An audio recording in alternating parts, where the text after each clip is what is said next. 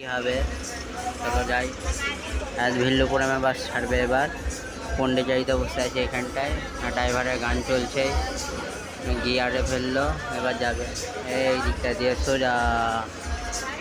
চলো, বাস ছেড়ে দিয়েছে, এবার বাস ছেড়ে দিয়েছে, এবার সোজা একদম যাব ভিল্লুপুরাম ওই রেল স্টেশন।